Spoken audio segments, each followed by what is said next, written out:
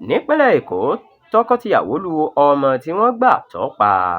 Kàyéfì lọ̀rọ̀ náà jẹ́ fún àwọn èèyàn agbègbè Igando nípínlẹ̀ Èkó, níbi tí tọkọtaya tí orúkọ wọn jẹ́ Paul Onyema àti Adeline Ogbonna ṣe lu ọmọ ọdún 10 tí wọ́n gbà wò pa.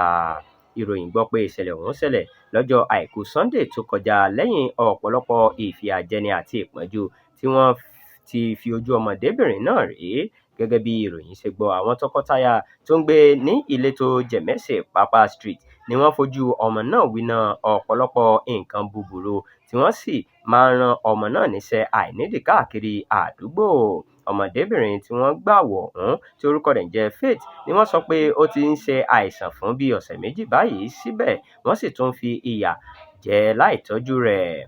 Ará àdúgbò tó bá àwọn oníròyìn sọ̀rọ̀, Adékúnlé Taofeek, sọ pé àwọn tọkọtaya yìí ó ṣe máa hu ìwà búburú yìí, ṣùgbọ́n ní ọjọ́ Àìkú Sunday ni ọ̀rọ̀ ọ̀hún di iṣu ata yanyan tí wọ́n sì lu ọmọ náà pa.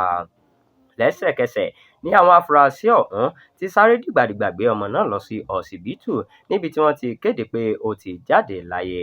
Àwọn ọ̀dọ́ àdúgbò tí inú ń bí ọ̀hún ni wọ́n padà rápálá mú obìnrin náà nígbà tó fẹ́ fẹsẹ̀ fẹ́ ẹ. Ẹlòmíràn tíṣẹ̀lẹ̀ náà sójú rẹ̀ ṣùgbọ́n tí kò fẹ́ dárúkọ rẹ̀ sọ pé àwọn tọkọtaya yìí ti na ọmọ náà tó sì ti kú tipẹ́tipẹ́ sínú ilé, ṣùgbọ́n wọ́n ṣe bíi pé nǹkan kan kò ṣẹlẹ̀.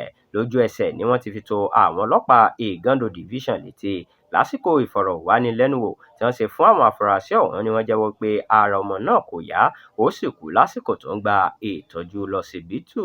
Wọ́n ti wá taari ẹjọ́ náà sí ẹ̀ka iléeṣẹ́ ọlọ́pàá tó ń rí sí ìwà ọ̀daràn nípínlẹ̀ náà. Gbogbo ìgbìyànjú láti bá alukoro fún iléeṣẹ́ ọlọ́pàá ìpínlẹ̀ náà, Abímbọ́lá Adébísí, sọ̀rọ̀ lásìkò táwọn kóròyìn yìí jọ ló já sí pàbó.